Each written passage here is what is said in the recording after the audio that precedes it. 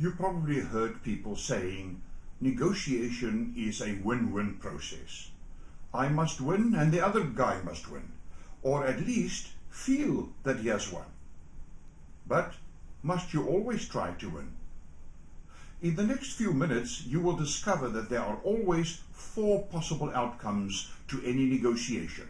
Win-win, win-lose, lose-win, and lose-lose. At which should you aim? On the face of it, aiming at the first 2 outcomes, where you are the winner, makes sense. Apparently, you should not aim at outcomes where you are a loser. However, are these appearances true?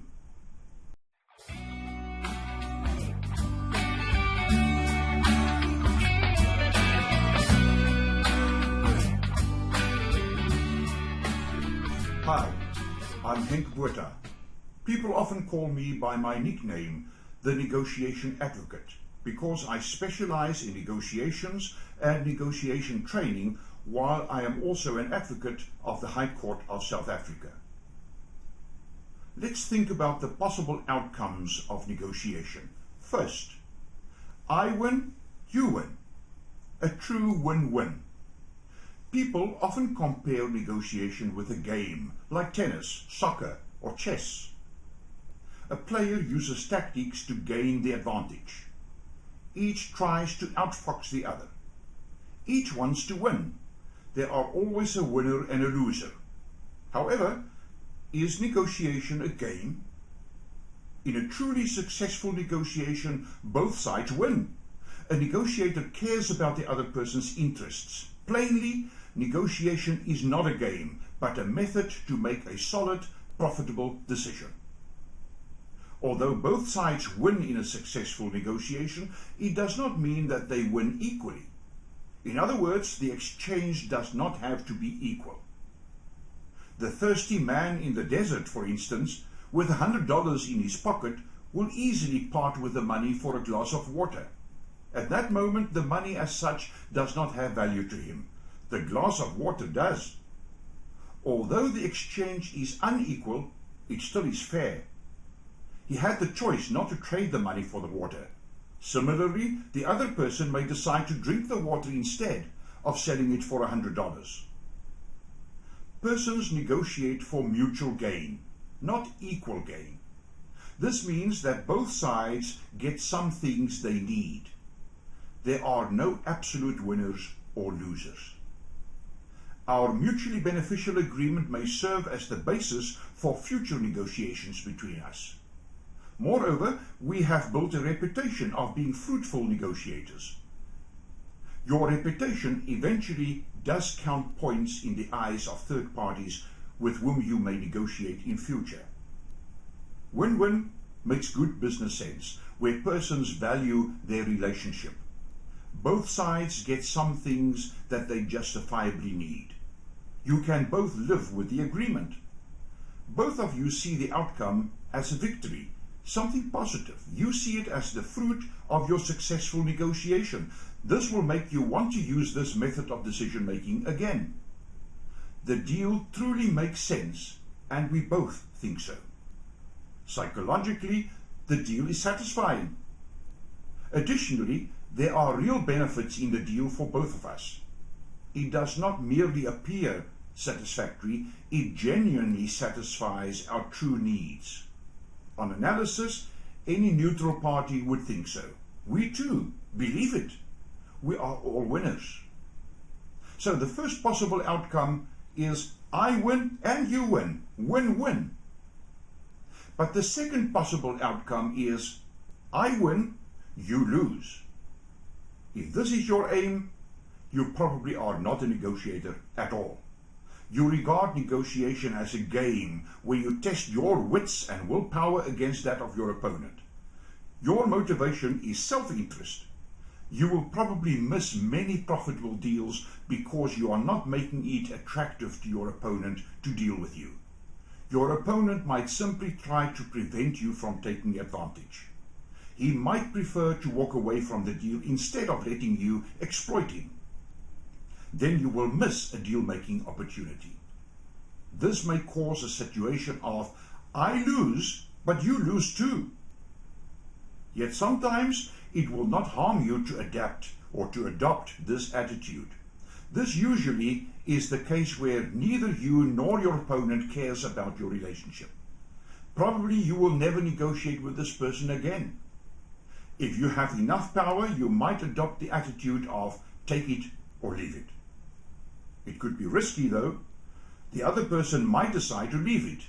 In the process, you might miss profitable deals. Worse, if your opponent decides to walk away from the deal, you might have to go after him, revealing your keenness to make a deal. However, if I win and you lose in a situation where our relationship is important, it could seriously backfire on me later. My victory may have the opposite effect to what I intended. It may prove to be a hollow victory with only short-term benefits. The third possible outcome is I lose and you win. On the face of things, this is not a desirable outcome. I concede everything while you gain everything. I allow you to take advantage of me. Yet sometimes it is more practical for you to lose. This is true when the relevant issue is unimportant to you in relation to the time you must invest to get a better deal. A simple example can illustrate what I mean. It makes no sense to negotiate over the price of a cola. Considering the time you will need to get a better price, it will not be worth your while. On the other hand, if you want to buy 10,000 colas, it would decidedly make business sense to spend time to get a better price. You should consider losing when other issues are more important than the current issue, or where you do not want to jeopardize your position on other issues. When time is against you because you are facing a deadline, it might be in your interest to lose by making the deal. To get a deal where everyone wins takes time and thorough preparation. You just might not have the time. The fourth possibility is I lose and you lose. A walkout is a good example where both sides lose. Neither you nor I get anything for our trouble. There is no deal. A deadlock is another example where we both lose.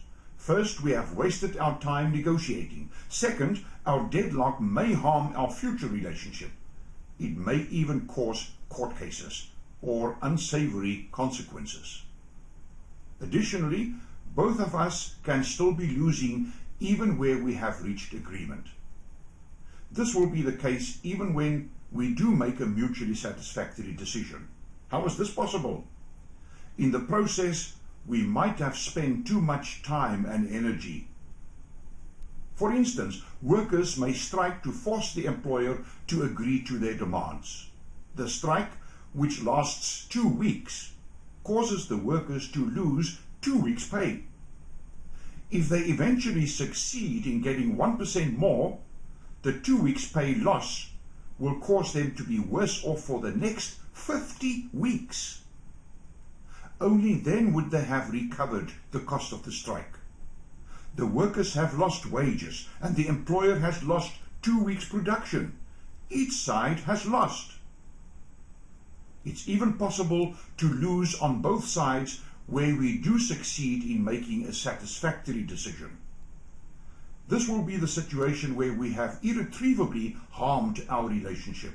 On its own, the solution we have agreed upon for our conflict is very profitable, but we have ruined our relationship.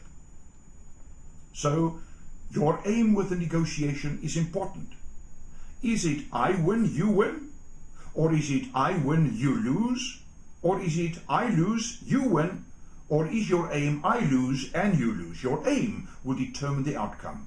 Be sure you know what you want to achieve and choose your tactics accordingly. For more helpful tutorials on negotiation to help you make profitable deals, like me on Facebook or visit my website henkbotha.com. I'm Henk Botha. Thank you for watching.